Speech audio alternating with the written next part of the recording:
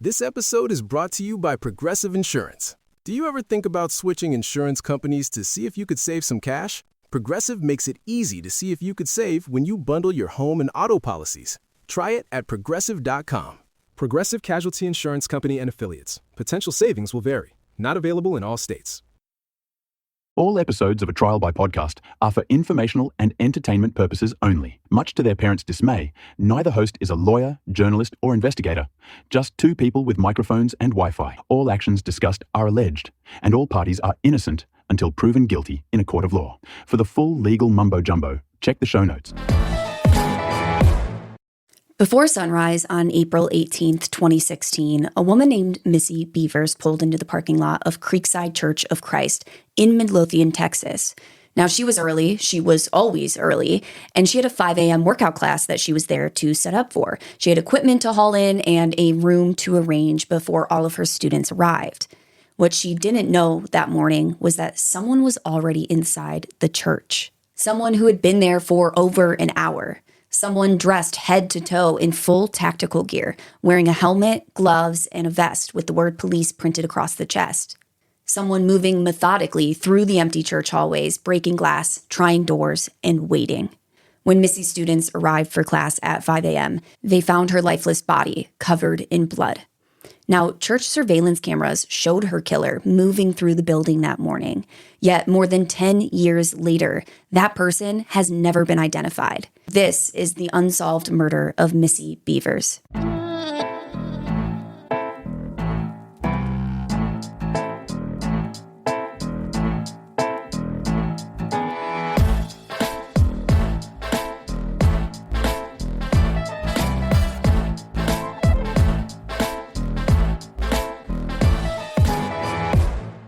Welcome back to the pod, everybody. I am your host, Kelsey.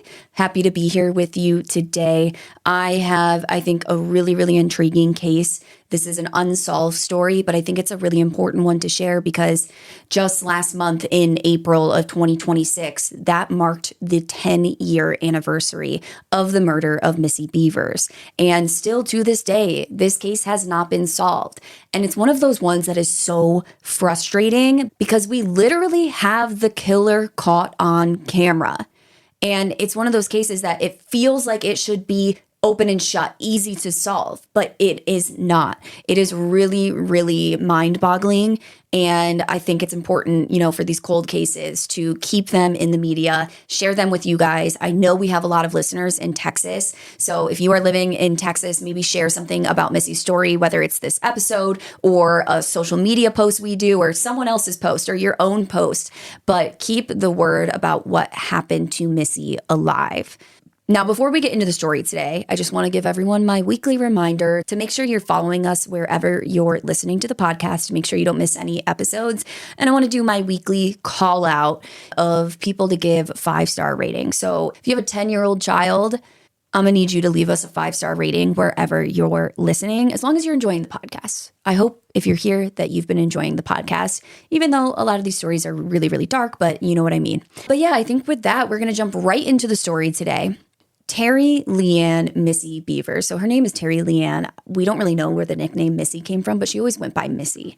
So Missy had texted her students the night before this early morning class, basically saying that class was going to be held inside the Creekside Church of Christ instead of outside in the parking lot where they would normally have the workouts.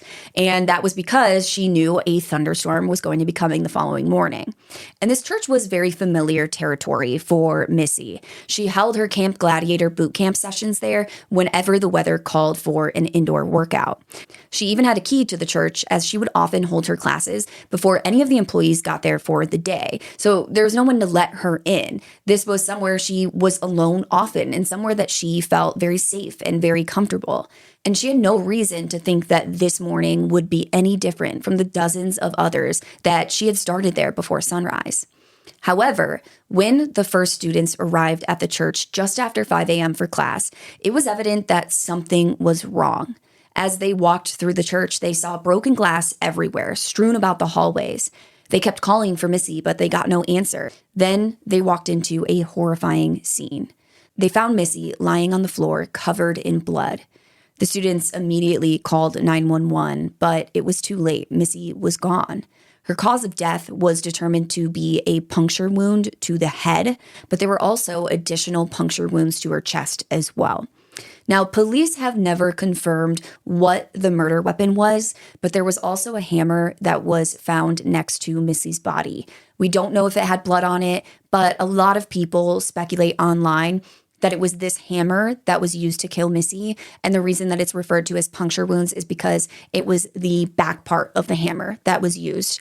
Again, this is online speculation. This has not ever been released publicly by police, so we don't know for certain. And other than the puncture wounds being the cause of death, we don't really know much else about her autopsy, if there were any other injuries that were noted or anything like that. Now, when Missy is first found, some of these students thought that this was some sort of accident. They couldn't really tell what happened to her, I believe, just because there was so much blood. And I feel like your first thought isn't that someone was murdered here, not in a church, not in a place like Midlothian. But when police examined her body, it was pretty obvious that this wasn't an accident. She had been murdered. And when they pulled the surveillance footage from the church security cameras, they would find that the attack had been caught on video. Now, at approximately 4 a.m., more than an hour before the first student was due to arrive, surveillance footage shows that someone else was already inside Creekside Church. The building's internal security cameras caught this person moving through the hallways, and you can actually watch some of this footage on YouTube. This person was dressed from head to toe in full tactical gear. They were wearing a black helmet, a heavy vest marked with the word police across it. They had black gloves on and black boots. They moved very methodically, very unhurriedly, and just kind of cool, calm, and collected, it seemed. They would occasionally steady themselves with one hand against the wall as they walked with what seemed to be a slight limp. And this is something we're going to talk a lot about, this person. And I'm doing my best to not refer to this person as a he, because we do not know the gender of this person. So I'm trying to refer to them as they. If I make a mistake, I just want to make it very clear up front that we do not know if this person is a man or a woman. But this person's gait was very interesting. They walked with their feet very widely turned out, like their toes were pointed out almost in a V shape as they walked. And it seemed that they walked with a little bit of a limp with their right leg. Now, this person walked around the hallways using a hammer and other tools that they're pulling out of this vest that they're wearing. And they're breaking glass on the doors and windows. They're trying to open different doors that are locked. And they looked, for all intents and purposes, like someone who had absolutely nowhere else to be. Just kind of fucking walking around, breaking shit, just wandering around, exploring the building a little bit. Now, we don't know exactly what time this person entered the building because their actual, them breaking into the building wasn't caught on camera. But we do know that Missy arrived around 4:18 a.m. and she was carrying some exercise equipment from her truck and into the church to prepare for the class that was supposed to start at 5. Now, one thing that you'll come across when you look into the story is that sometimes online, people say that next to Missy's body, a gun was found. Some refer to it as her gun. This is actually false. She did have a concealed weapon. She had a concealed carry license, but the gun was actually found outside in her truck. She did not bring it into the church with her. And while we don't know exactly why, I suspect it's because it's illegal to bring a firearm into a church. Even if you have a concealed carry license, it's not legal to bring a weapon into a church like that. So she is bringing everything in, trying to prepare for this class, and somewhere in those hallways, she encountered her killer.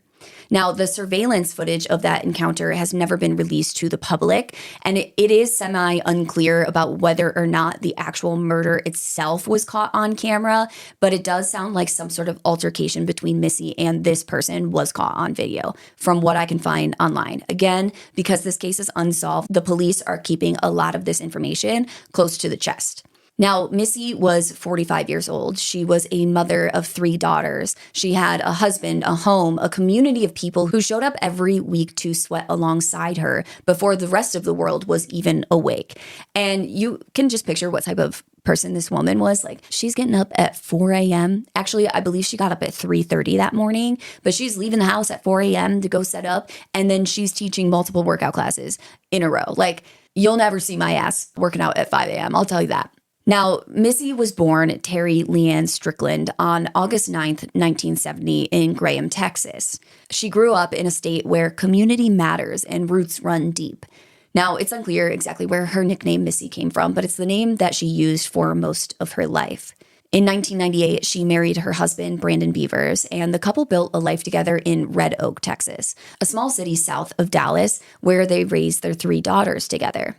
Before having her first daughter, Missy spent 2 years teaching children with special needs. But after starting a family, she decided to move on from that field of work. And she eventually became a certified trainer and started teaching these fitness classes. And it sounds like she started this just within the last year and a half before her murder. By all accounts, Missy was the kind of person who made effort look effortless, the kind of person who valued health and self-discipline, and who showed up day in and day out, not only for herself, but for everyone in her life. And you can see that she was really looking for some sort of career path that allowed her to help others. She did this when she was teaching special needs children, and she was doing this through fitness as well. And for her, it seems like she really found her calling when she became a fitness instructor. She ran these Camp Gladiator boot camp classes at the church, like I said. And Camp Gladiator was this growing franchise at the time. So this was a big brand. And basically, you could kind of be a branch of this brand if you were a certified personal trainer, and you could hold your own workouts, but all of the templates were given by Camp Gladiator. So it's kind of like an Orange Theory or a CrossFit type of thing. Over the past year before her murder, Missy had built a pretty loyal following, and her students weren't just paying clients. They were regulars. They were early risers who trusted her enough to drag themselves out of bed before dawn week after week, knowing that Missy's classes would kick their ass in a good way, of course. Now, one of her friends who met Missy in 2015 when they were both working at a clothing company would later describe her as humble and dedicated, someone who genuinely cared about helping people live healthier lives. Apart from being a mother, it seemed that this new career path that she had taken on really provided Missy with a sense of purpose in her life. Now, Missy was also very active on social media, specifically Facebook, where she had about 1,500 friends, which would turn out to be both a reflection of her very open, very community-oriented personality, but also a potential factor in how her killer knew where she would be that morning. She always posted about her classes, her schedule, her locations. And this makes sense, right? Facebook was how she marketed her business. She did have a Facebook group dedicated to members that would show up for regular classes. And this is where she mainly posted the Gladiator Bootcamp schedules, the news, etc. But she would often post directly onto her own profile as well. I assume with the goal of reaching possible new clients who weren't already a part of the group. The evening before her murder, she actually shared a graphic that said, quote, "If it's raining, we're still training." And her caption said in all caps, "No excuses, you are gladiators." So she's really kind of like a no bullshit type of trainer. And you know what? I like that. Also in the caption of the post were the location and the schedule for the classes the next day. So this was publicly available information of exactly when and where Missy was going to be that morning. Now, in addition to posting for her business, Missy made a lot of personal Facebook posts as well. She and her husband, Brandon, would often make some lovey-dovey posts about how great the other one was, commenting about how much they loved one another, all of these different things. They seemed really sweet. For example, Brandon had to get a colonoscopy because of some issues that he was having. And before he got that procedure done, Missy made a post saying, "Everybody say a prayer for my husband. He's getting a minor procedure. Love him so much." That's not verbatim, but that was, the gist of the post. Just sweet little things like that. Now, we're going to come back to some of these posts, but I think really in order to follow this case, you really have to sit with the timeline, because the timeline is what makes this case feel so deeply and viscerally wrong. Not just tragic, but extremely, extremely calculated. So, at approximately 2 a.m. that morning, a vehicle, which was later identified by police as being consistent with one of the following cars, either a 2010, 2011, or 2012 Nissan Altima, or possibly an Infiniti G37. So they say that they see this car on surveillance cameras at the parking lot of a store called SWFA Outdoors. And this was a sporting goods store, which was located very close to Creekside Church, where Missy was murdered. Now, the driver's behavior was bizarre. They kind of circled around the parking lot, they flashed their headlights on and off, and they pulled into a secluded area and just sat there for a few minutes before eventually driving away onto US Route 287. The full footage from this location was released in December of 2016, and honestly, it just raised more questions than it answered because police could not say for certain if this vehicle was actually connected to Missy's murder or not because it wasn't caught on the surveillance footage from the cameras on the outside of the church. As of 2023, the driver of that vehicle has never been publicly identified. This person has never come forward. And again, police don't know for sure whether or not the car is linked to Bevers' killing. To me, it kind of seems like pretty likely that it's linked to her murder because if it wasn't, why wouldn't the person driving come forward? This was kind of blasted all over the news in the early days of this investigation. This was big, big news. So unless this person just didn't live in the area and they were just passing through, so they're not watching the local news, it just doesn't make sense to me why an innocent person wouldn't come forward and say, oh, yeah, that's my car in the parking lot. I've never been to this church, and here's why I pulled over in that parking lot.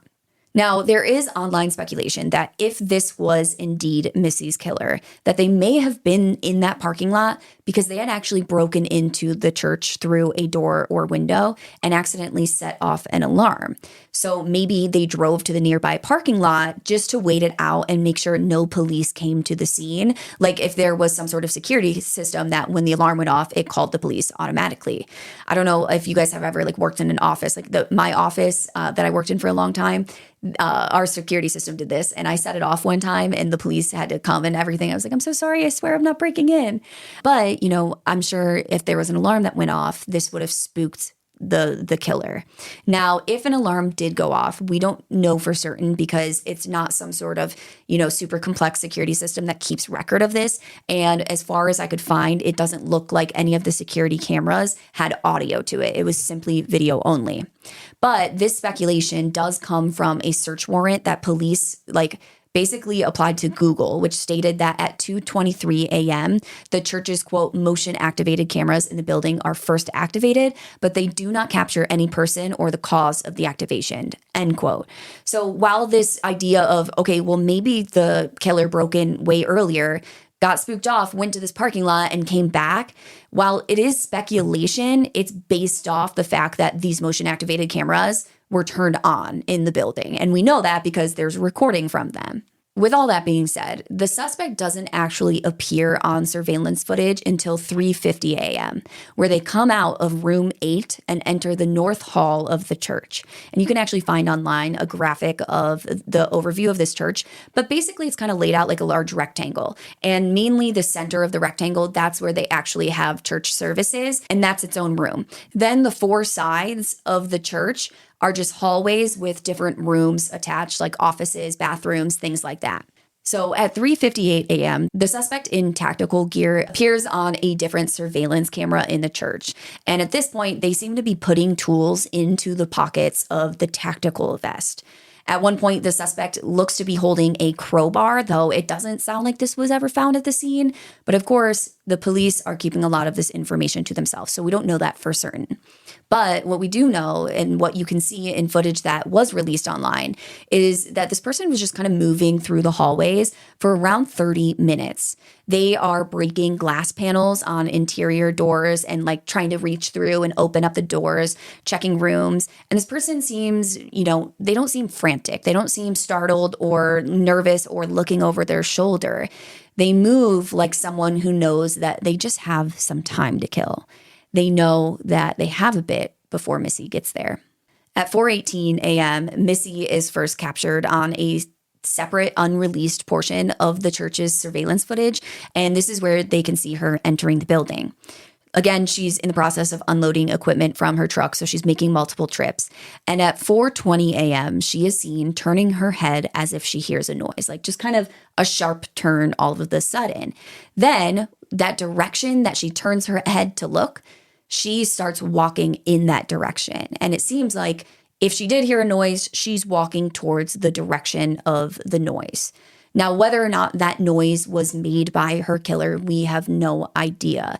But it is believed that she was murdered in the few minutes after this, after you see her sharply turn her head. So they believe that her time of death was somewhere around 4:20 a.m. Now, someone would later call into police to let them know that they believed they had been driving past the church that morning around 4:30 a.m. and they saw a dark, small sport utility vehicle pulling out of the church parking lot. Now, this hasn't necessarily been verified because we know sometimes eyewitness testimony is wishy-washy, and this person didn't know exactly, the minute that they drove past the church, but they knew it was around 4:30 and that it was that morning and that they drove on that road past that church. So this is one of those things where it may or may not be an important fact. It may or may not be related to the case.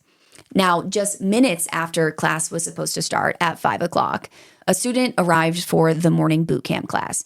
And I believe this is at 5:02 a.m. So this person's a little bit late. It sounds like the morning boot camp class that morning was only going to have like 3 or 4 people. So there weren't like tons of people signed up that morning.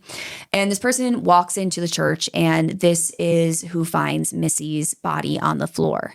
They call emergency services immediately. And by the time first responders get there, there's at least one more boot camp student on the scene. But I believe there were 3 people in total eventually. Now, Missy was pronounced dead shortly after police arrived on the scene. Of course, the first thing police are going to look into is the husband. And what's interesting is when Missy was murdered, Brandon, her husband, was actually out of state on a fishing trip with friends, including one of his cousins. One of the Camp Gladiator students had called Brandon after they called police to alert him that there had been some sort of accident with Missy, that she had been in a bad accident. Because again, it wasn't very obvious to the people who found her that this was a murder at first. And Brandon heard bad accident, and this led him to believe that Missy had been in a car accident. So he actually started calling around to his family to let them know that Missy had been in a bad car crash. Later, people try and point to this online about that's kind of suspicious. Why is he lying, saying she's in a car accident? And I personally just don't think it's that suspicious. I think it was just a really horrific misunderstanding of the situation, and I don't think it's that suspicious. But yeah, it wasn't until he spoke to police later that he learned his wife had actually been murdered. Now, the medical examiner determined that Missy had died from those puncture wounds to the head and the chest. These injuries were brutal and direct, and they didn't seem to be the result of a struggle that went sideways. They weren't some sort of accident, and it didn't really seem like this was just, a weapon being pulled in a panic. A police warrant stated that the wounds were consistent with the tools that the suspect had been visibly carrying throughout the church in the surveillance footage. So again, they're keeping it very vague about what exactly caused these wounds, how deep they were, how many wounds there were. We just know that there were multiple wounds to the head and chest. Like I said, there was a hammer that was discovered near her body alongside some other tools. And I know that we see the suspect holding a crowbar at one point in the video. So it's possible that maybe multiple different weapons were used. Now, with broken glass everywhere, this scene at first appeared as if this was some sort of robbery gone wrong. Like this person broke into the church early in the morning thinking no one was going to be there. And the reason that they were breaking all those locked internal doors and getting in was, they're looking for things to steal. And then, of course, the idea is maybe Missy comes in, scares this person, and they panic and they kill Missy. But this didn't really add up because very quickly investigators realized that nothing was missing from the church. Nothing. Even Missy's own purse, her iPad, and her wedding ring were all left behind. And they were inside too. It's not like they were locked out in her truck. So whoever was hiding beneath that tactical gear seemed to have been there for one reason and one reason only: to murder Missy. When Midlothian police released the internal surveillance footage from Creekside Church, the case went international almost overnight. It just blew up. And it's not hard to understand why. The released footage is genuinely unsettling. If you have seen it, you know. And if you haven't seen it, go check it out on YouTube. And it's not unsettling because it's graphic or anything like that. It is not graphic. You don't see the attack. You don't even see Missy at all in the footage that was released.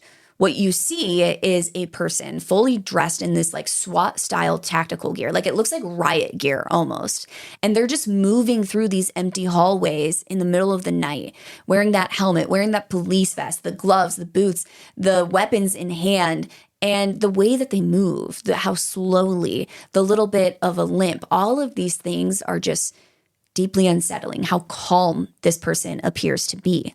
Now, police analyzed the footage very carefully, and they noted several physical details that they shared with the public. The suspect's estimated height, measured from the top of their headwear, came to about 5 feet and 8 inches tall. So this, for a woman would be kind of a tall woman, but for a man would be kind of a short man. And of course, this didn't help them try and narrow down whether this was a woman or a man. It really could have been either. If the suspect had been 6'5", of course there are women out there who are 6'5". I love a tall queen, but it would be more likely that it was probably a man. So the 5'8" really made it ambiguous.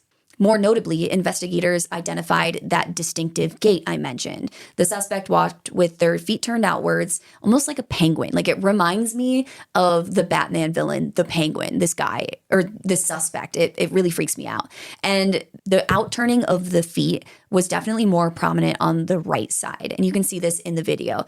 And it's believed that, this is part of what causes that limp.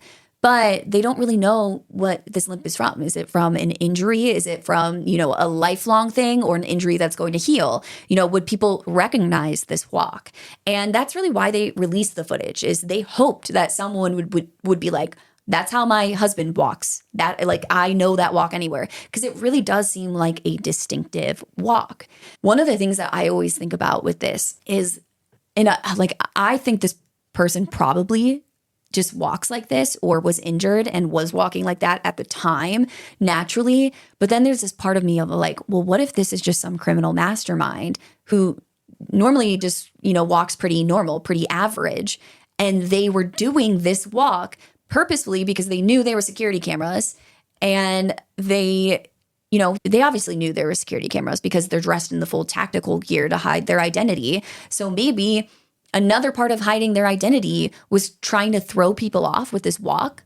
I don't know. But all I do know is that police released this footage and it doesn't seem like anyone came forward. Anyone was that's this person I know. Now, early reporting assumed that this suspect was male. And I understand why. The build does seem male. There's something about the walk that seems male to me. I don't know.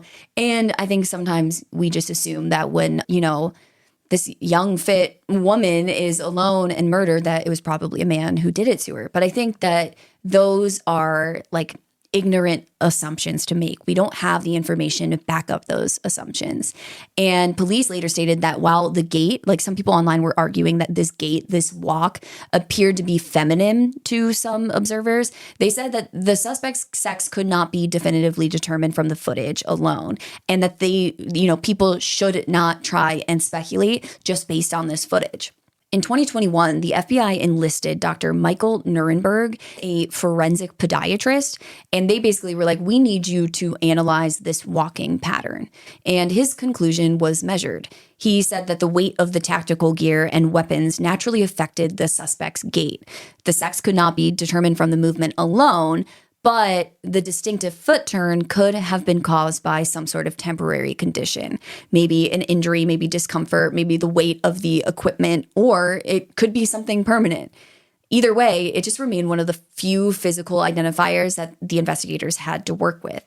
And I don't know for certain because I've obviously never worn tactical gear, but from what you see in the video and how bad the gait is and the limp and the feet being turned out, it just doesn't look like that gear is heavy enough to make someone walk like that alone.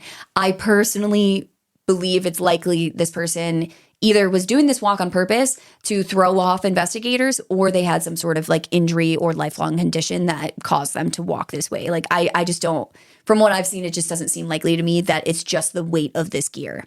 Now, the public response to this footage was pretty extraordinary. There were tips pouring in from across the country and eventually from around the world.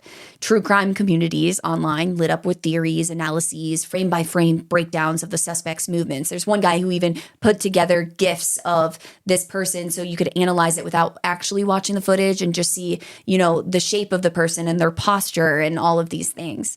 People wrote into Midlothian police from states and countries that had nothing to do with the small Texas city. And by the 10-year mark this year, investigators had received more than 3,000 tips. but not a single one of them has led to an arrest. Now, one of the search warrants filed in the case alleged that the suspect possessed a smartphone that may have been used to track Missy's schedule and potentially record the murder. And this is something that for me prompts so many questions of why do police think that? What evidence did they find that makes them think that this person maybe even recorded the murder? I don't know. We don't have that information. At least I wasn't able to find it. But I feel like this is a detail that should sit with you from what else we know about the case. We know that it seems very likely this person was there specifically to kill Missy, that they knew her schedule, they knew where she would be, they knew what time she was going to be there, and they got there earlier and sat and waited for her. And it seems that investigators believe that the killer was likely monitoring Missy in the days and weeks leading up to April 18th, watching her routines, mapping her movements, and waiting for the right moment. Now, police also disclosed that Bevers had received what search warrants described as, quote, creepy and strange, end quote, messages from an unnamed male on LinkedIn in the period leading up to her death. Now, this man is eventually named. I'm not going to use his name because I don't believe he has anything to do with what happened to Missy, but he was looked into enough that I think it's important to review why they were looking into him and why they seem to have pretty much ruled him out. So basically, law enforcement finds these messages that Missy, was going back and forth with this guy on LinkedIn. And at this point, he's a person of interest. Now, when interviewed by police, he described the exchanges as flirtatious, but ultimately harmless. And it sounds like he denied that there was any sort of physical affair between the two. Like they kind of stopped at the messages or never had the opportunity to move past these messages. Now, it's really interesting because, like I said, the search warrant described the messages as creepy and strange. And I don't imagine, in my mind, I don't think police that was their opinion. I don't know that for certain. I don't know where the terms creepy and strange came from. But to me, that sounds more like a friend told police that. Like, oh, Missy, her best friend being like, oh, Missy told me that she was getting these creepy and strange messages from this guy on LinkedIn or something like that. I don't know where that terminology came from, but it just made me laugh when they interview the guy and he's like, yeah, they were just flirtatious text messages LinkedIn messages. And then someone else is describing them as creepy and strange. So whether they were flirtatious or creepy and strange or somewhere in between, I don't know. But we know that no charges were ever filed in connection with this lead. But some still argue that he's a good suspect, and they say this for a few reasons. So first of all, this man is 5'8", which is the estimated height of the suspect. Now, here's the thing is, again, this is like a really common height. A lot of people are around this height, and I don't really think that this height tells us much, except that his height alone can't rule him out from being the suspect in the video. The second thing that people point to is that this guy was apparently a veteran of the U.S. Army's anti-terrorist task force, and he was trained in mixed martial arts. So some people argue, okay, well, he's got all of this combat experience. He's got fighting experience, and he maybe owns tactical gear because he was in the Army. Now, this tactical gear that we see in the video, it says police across the chest. So I don't think this was this guy's Army vest. But people argue, okay, well, maybe it wasn't his stuff from the Army, but he knows where to buy all of these things. Again, it's yeah, you have a point there, but I feel like I could find this stuff online and find where to buy it. Now, online sleuths also claim that he had a foot injury in the months leading up to Missy's murder, but this seems to be completely unverified, at least as far as I could find.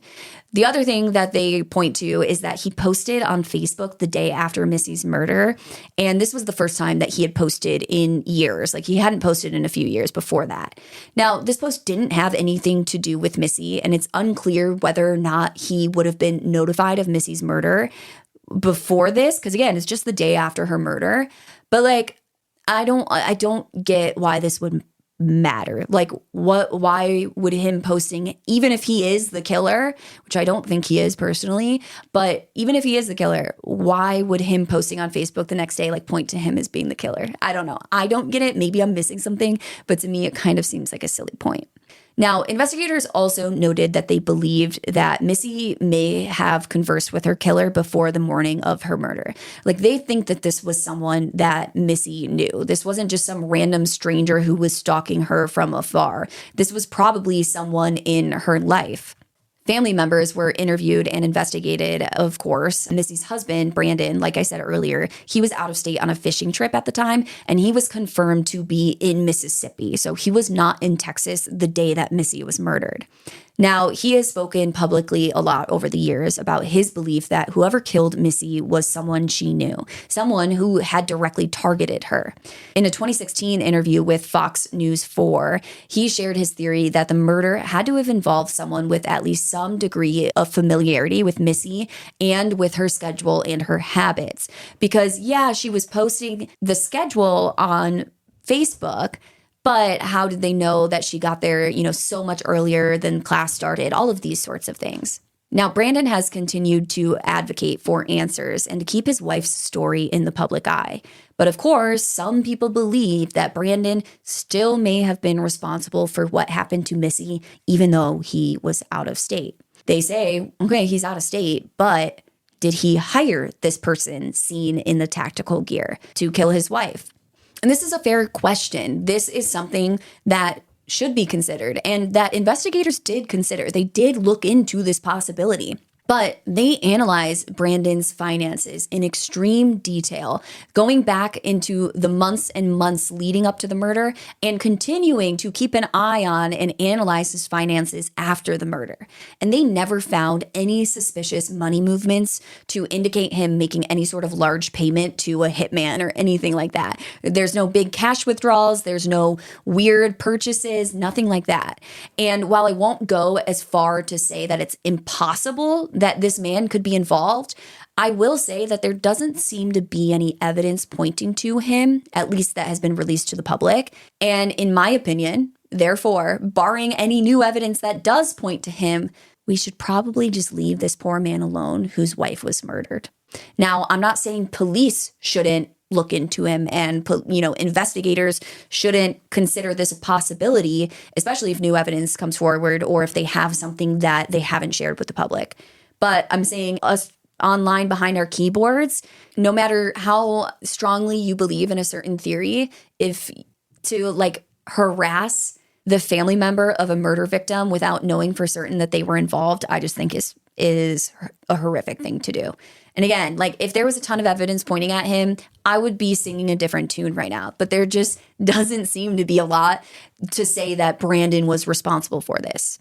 Now, the reason I think some people are so convinced that he was involved is because of two things. So number one, he's just statistically the most likely suspect. We all know if, a woman is murdered, it is most likely her husband who did that statistically. But number two, I think the bigger thing is really the motive. And there's kind of two parts to this motive. Number one, people suspect that maybe Brandon he didn't want to be married to Missy anymore, and he didn't want to get a divorce for financial reasons. And I kind of get where people are coming from, but Missy taught these workout classes. She's not working full time. It's not like Missy was the breadwinner of the family. It's not like she was supporting Brandon financially or anything like that, like we've heard in a lot of other cases. But a lot of people say, well, maybe he killed her for the life insurance because he does eventually use her life insurance to allegedly pay off the family's home, to pay off the mortgage. But to me, it's well, if you lose an income, this seems like a reasonable thing to do if you get a lump sum of money to ensure that your family home is safe and fully in your possession. Again, it's up to interpretation, but personally, I don't find it that suspicious. Those are the kind of things that life insurance is kind of for, okay? But the second part of this alleged motive is that Missy was confirmed to have had at least one affair, and it's believed that she may have had multiple others in the past, though those allegations seem to be kind of unverified. And we know that Brandon knew about this affair that Missy had because he's the one that told police about it. Now, the man that Missy is confirmed to have had an affair with is a man by the initials of KC.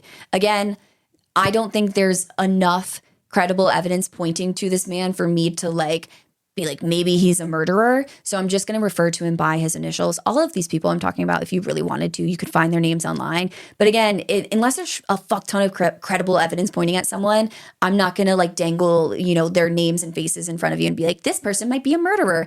Because I think that's horrible if they're not. And guess what? Only one person, as far as we know, most likely, only one person in this story is the murderer. It's possible, I guess, that a couple people got together and did it, but there's nothing to suggest that. So anyway, the police know about Casey because Brandon tells them about the affair. Now, the accounts vary, but it sounds like the affair was somewhat brief and had actually ended about a year prior or 8 months prior. I kind of saw both prior to Missy's murder. So at the time of her murder, it does not seem like she was actively having this affair anymore with Casey. Now, how Brandon discovered that Missy had this affair, I don't know. And why the affair ended, I also don't know. I don't know if maybe Brandon found messages, because we do know that Missy and Casey were like arranging their little rendezvous via Facebook messages. So maybe Brandon found these messages and he confronted Missy and then she broke it off. That's just one theory. I don't know. Maybe she broke it off out of guilt and then told her husband about it. We don't really know. But it does seem pretty clear that after this affair ended, Brandon and Missy really seemed to kind of try and lock in on their relationship and work things out. They really tried to prioritize their marriage. We know this for a few reasons. We see these Facebook posts that they were making in the year leading up to her murder. They're very lovey-dovey. They're supportive of one another, what the other one is doing and their work. And, oh, look at what this nice thing my husband or wife did for me, that type of thing. And there's also some speculation that they even started attending marriage counseling. Though again, I'm not 100% sure on this. I haven't heard, I wasn't able to find anything about Brandon talking about this. I just saw other people talking about it online. One thing I want to say about this thing is, like, when you hear she had an affair, you're like, well, there's your motive. And I think that's like a fair thought to have. But it raises questions for me because she wasn't active in the affair at the time of her murder. So why would Brandon, if he's so mad about his wife having an affair that he's going to kill her, why would he wait for a year after? And why would he, be making all these sweet Facebook posts? I guess he could just be a really cold, calculating, evil genius, but it just seems unlikely to me. It also seems unlikely that Casey, if he was really mad that Missy broke off the affair, and I don't even know for certain that it was Missy who broke off the affair. It's totally possible it was Casey who broke it off. I just don't know. But again, if you're so mad about this affair ending that you're going to kill someone, are you going to wait 8 to 12 months to do so? Like, I don't know. So I get it. Some people out there are fucking crazy, but I just feel like I would have cooled off by then. Now, some people look at Casey and they try and argue that he is suspicious, not just because of the affair, but because after Missy's murder, he deleted all of his social media profiles. However, sometimes people leave out the fact that he only did this after his name was made public after police filed a search warrant for his and Missy's messages, basically making his affair like public knowledge all over the world. So again, it's just like, that seems normal to me. Like, now everyone knows you were cheating on your wife, because this man was also married. Everyone knows you were cheating on your wife with someone who had a husband, and she was murdered. And now everyone's looking at you like, did you do this? So I feel like if I were this guy, I would have deleted my social media too.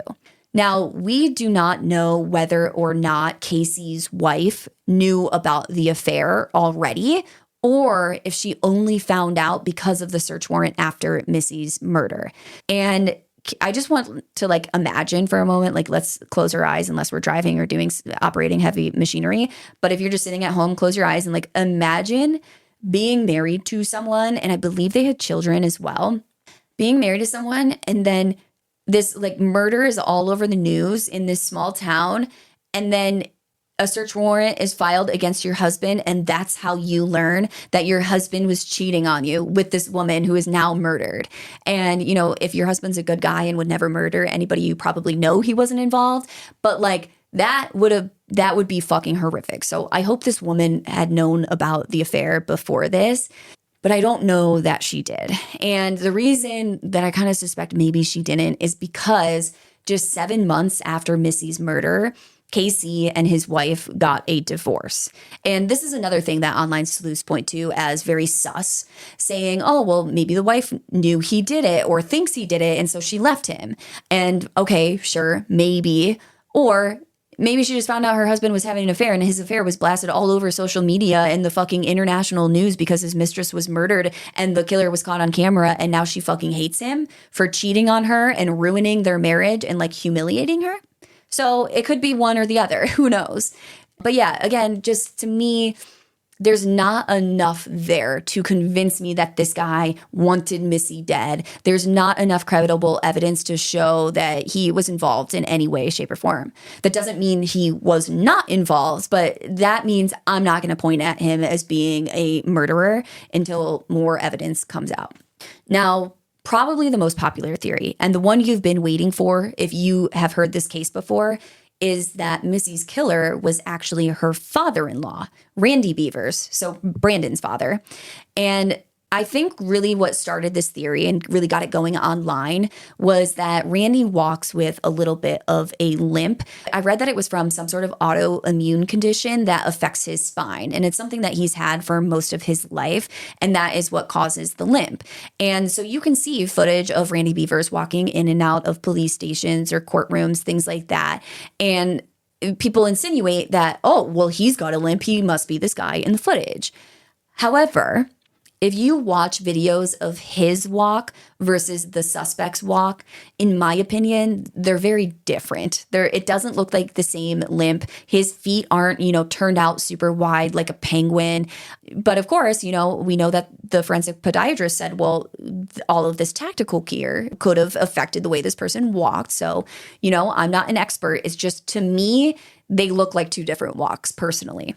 In addition to the difference in the walks, and I hate to talk about someone's body or their size or shape or whatever, but from the videos I've seen of Randy in, the year or two after the murders or after the murder talking to the news, his body type doesn't fit that of the suspects. Randy seems to be a little bit thicker than the suspect appears to be in the video. And remember, the suspect also has on all that tactical gear, but Randy is just, he's a little bit wider in the midsection in a way that, in my opinion, kind of rules him out from being the person in this video, unless he just packed on a bunch of pounds immediately after the murder, or he was wearing some type of shapewear or something under all that tactical gear. And again, I hate to talk about someone's body, especially someone who I think is probably innocent in this crime. But I think it's an important point when we can't see the suspect's face in the video. So really the body is all we have to go off of. But I think the most important thing when we're looking at Randy is that Randy was also out of state at the time of Missy's murder. He was in California. This was confirmed not only by witnesses, but also by phone data and flight data.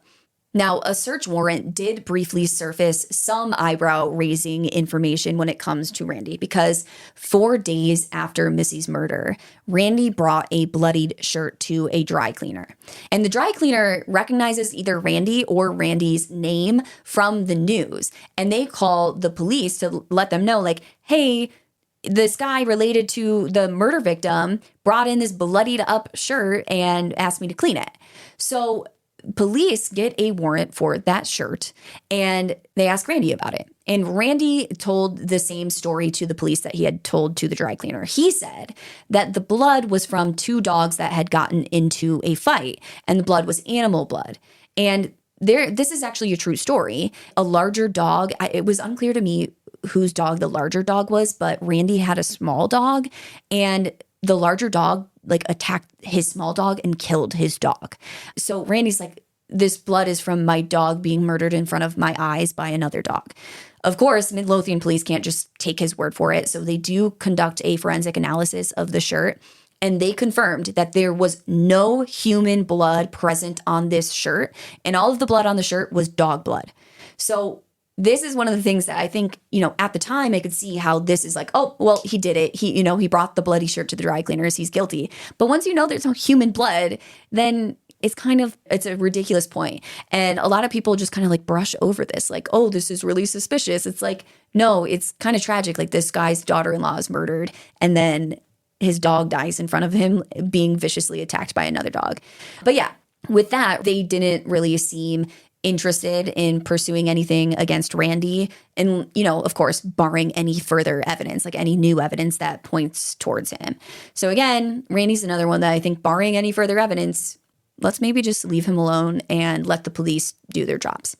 Now, to me, this case is so frustrating because it feels like it should be easy. It should be open and shut. We literally have the killer on video, but it's so nuts. Like a lot of the times in these unsolved cases, there's that one person where you're like, I'm pretty sure that fucker did it.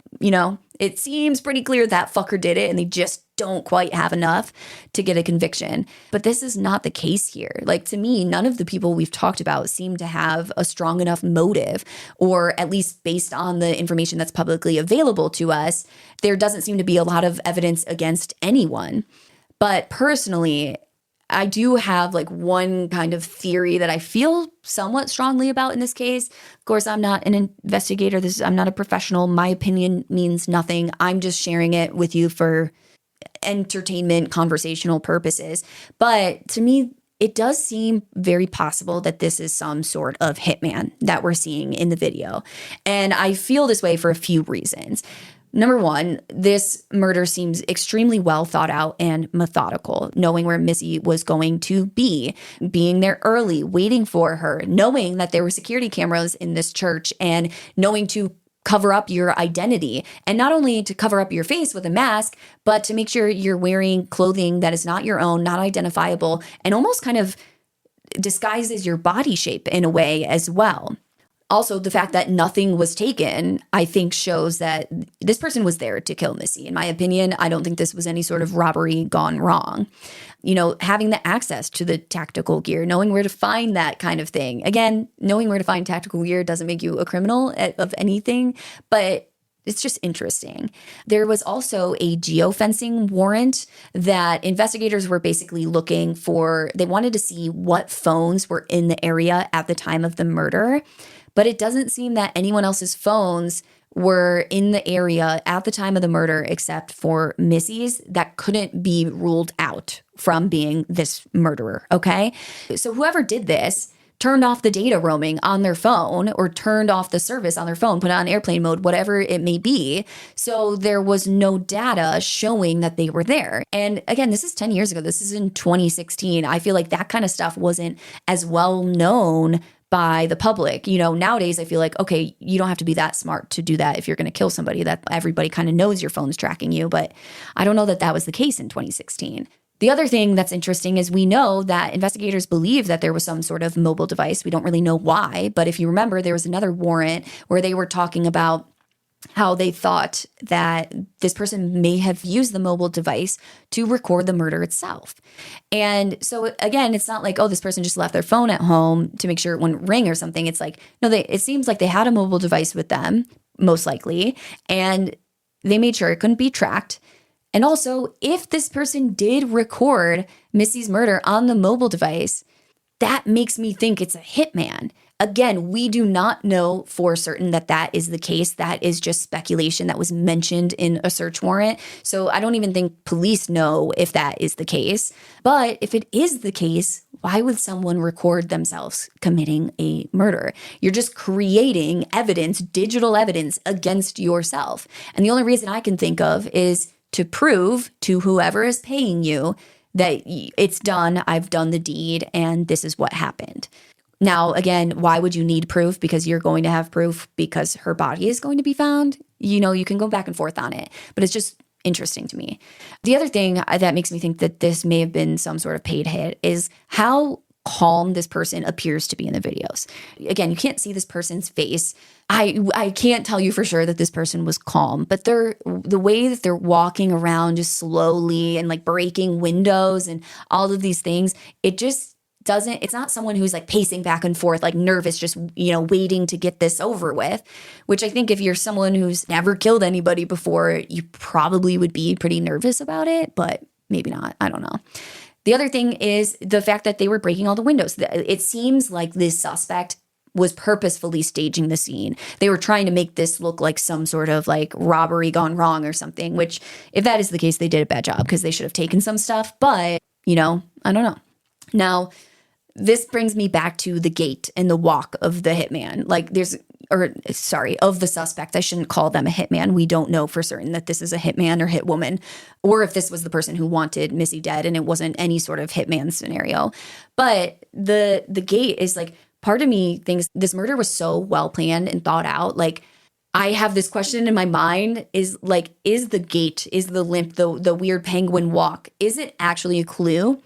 Or is this person some sort of evil fucking hitman genius and this was a purposeful red herring that they used to try and throw off investigators? Did they actually walk like that in real life? Or were they walking like that because they knew without seeing their face on the video, everyone would focus on this weird limp and be looking for someone with a limp or some sort of injury, and they didn't have that. And so they knew, they would be less likely to be looked at. And I guess that doesn't really point to it being a hitman or anything, but I just feel like it's a weird question I have that we won't have an answer to until we know who did this. If this was a hit, which in my opinion, I don't know that I want to say like, oh, it's very likely this was a hit. Sorry if I said that earlier, but I think it's very possible that this was a hit. And the question then becomes, if it was a hit, who ordered the hit? And some people argue that this was Brandon who ordered this hit and or a close relative of his. Now, we know police looked into the finances and didn't find anything, but, is Brandon some sort of genius? Okay, maybe. Again, I would like to make it very clear, I'm discussing this as a theoretical, as a, hypothetical situation because it's discussed online and because people do point to them. There's really not a lot of evidence though, okay? And I don't want to accuse innocent people of the murder of someone that they loved. That's fucking horrific. But what people say online is that we know that Brandon was in Mississippi. We know that his father was in California. But what's interesting is his mother was also out of town on the day that Missy was murdered. Now, I couldn't find exactly where she was, but it seemed like she, was ruled out by police because of this alibi. And so people say, all right, well, if you're going to order a hit on someone, you want to make sure you have a super solid alibi. What's more solid than being out of state? You physically couldn't get there in time even if you wanted to. And so people like to speculate saying, okay, the fact that all three of them were all out of town on the day she was murdered in 3 different places seems very suspicious. It's up to your opinion on that.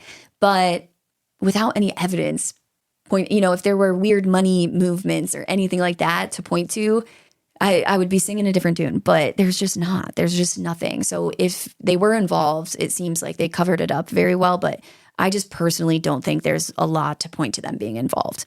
Now, with that being said, if we're looking at, okay, who ordered this possible hit, if it was a hit? And I think the question to lead you there is going to be, well, what was the motive? And I think the most likely motive behind someone killing Missy or ordering a hit on Missy was probably Missy's affairs. Again, we know that she had at least one confirmed affair with KC, but it does sound like there were at least 1 or 2 other affairs that she had had in the past, I believe before KC. And there were these, depending on who's reading them and their opinion, these flirtatious messages on LinkedIn as well. But I think the problem here is that this motive of the affairs could apply to a lot of people. It could apply to Brandon. It could apply to his family. It could apply to one of the men that she was having an affair with. It could apply to any of their wives or their significant others. So while, there could be other motives, like it could be money or work or, a rival personal trainer in the area or something like that, I think we just know a lot of the times affairs do not lead to good things. But it's like you can't just have an affair that's not evidence of wrongdoing. You need evidence pointing at one of these people. And it doesn't seem like there's tons of evidence pointing at any of these people, as far as we know. Now, the 10-year anniversary of Missy's murder passed in April of 2026, so April 18th, 2026. And Midlothian's police chief confirmed what the department has maintained consistently, that this case is not cold. Investigators are still actively working it. Forensic technology that did not exist or wasn't accessible in 2016 is being applied to some of the evidence, though we don't know, they haven't shared with us the details on what they are doing there. Tips are continuing to come in, especially with this 10-year anniversary that just passed. It's brought this case back into the media. And there were more than 100 new leads that came into police in the year leading up to the 10-year anniversary. The department has also taken pains to address some of the rumors that have circulated online over the years. They clarified that they have not definitively ruled out anyone as a suspect. So while they say, we're not really looking further at certain people, it's one of those things where they can't definitively say that this person did not do it because they don't have evidence proving that. Now, Crime Stoppers of Ellis County is currently offering a $150,000 reward for information leading to an arrest in the Bevers case. So if you have information, if you know who did this, or you have an idea of who may have done this, please report it to Crime Stoppers. I believe Crime Stoppers will keep you anonymous if you want to be, but someone double check that. Double check that before you report something. But honestly, if you know something, fucking say something, whether or not you can remain anonymous. Just my opinion. Now, community members have organized awareness events, tip drives, and memorial gatherings over the years, not just to honor Missy's memory, but to maintain pressure on the case and to keep it in the media. And I think this is the type of case that it's only going to keep gaining momentum if we keep talking about it. One of Missy's friends said publicly in 2025, quote, "It's very frustrating to know that it hasn't been solved," end quote. And, as someone in no way connected to this case or to Missy, I feel the same way. This seems like a case that should be so easy to solve. And it's frustrating that it has proven to be so difficult. But I can't imagine how her friends and family feel, how, not having answers, not knowing who did this, and especially the friends or family who may have been pointed at as possibly being involved. If they're innocent, I can't imagine the extra pain on top of not knowing who killed your loved one, but not being able to prove that it wasn't you. That's got to be, I can't even imagine the agony of living that way. And my heart goes out to them. Unless, of course, unless one of them did it. My heart doesn't go out to the person who did this. Obviously, don't twist my words. But what I do know about this case is that the person in that surveillance footage is still out there. Someone knows them. Someone knows this person. Whether or not they know, that this person did this, who knows? But someone knows them. They have walked through life for the past 10 years, just living an ordinary life since brutally murdering Missy. And all the while, Missy's daughters have had to grow up for the past 10 years without their mother. And while this case has become a relatively famous case in the true crime world, at least, I always want to wrap it up by going back to what this case is about, because I think it's the surveillance footage, that creepy footage of the suspect, that I think that is what made this case so famous. But I want to wrap this up by saying the surveillance footage should not be what we remember Missy for. It shouldn't be what this case is all about. This case should be all about finding who this person is to get justice for Missy. And what we should remember is that she was a person who showed up for her students, for her daughters, for her family, for her community, for herself. And that the person who took her away from her loved ones has faced no consequences.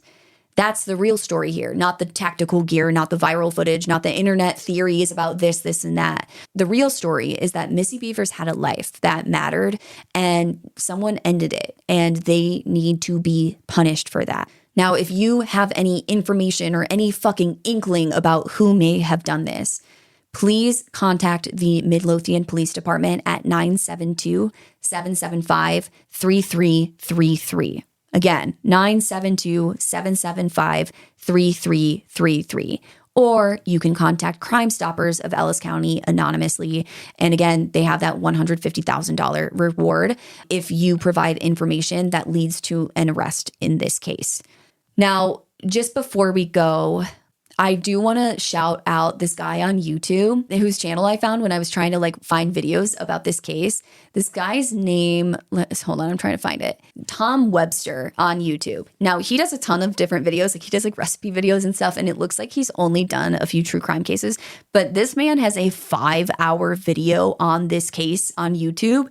It is insane. He said that he spent over 600 hours over like a period of, I think he said like 8 to 10 months diving deep into this case. Like basically he dives into these cases trying to solve them. Unfortunately, he spent 600 hours looking into this. Obviously he did not solve it, but he really did incredible work. And then he set up a website where you can go to his website and you can download all of the files and like all of his, source material and his notes and everything that he used for this. So I found a lot of like detailed information through his video and through his notes that he shared that I don't think I would have found otherwise and that I hadn't heard before, because I had heard this case multiple times before. So I just wanted to give credit where credit is due, because he did that legwork on the details in this case. And it's thanks to his video that I was able to share that information with you guys. So, check out his channel. I haven't watched any of his other stuff, but I know that he has done, deep dives into at least 1 or 2 more true crime cases. So yeah, shout out to Tom Webster. But with that being said, thank you guys for listening. Please share Missy's story on social media or, tell a friend about it, whatever it may be, especially if you live in Texas. I don't want Missy to be forgotten about. So yeah, thanks for listening. See you guys next Tuesday. Oh my God. Is that how I end the podcast every week moving forward? Do I just say, see you next Tuesday? See you next Tuesday, bitches. That's funny. And if you don't get why that's funny, I'm so sorry. Ask your teenagers. See you next Tuesday, though, guys. Court is adjourned.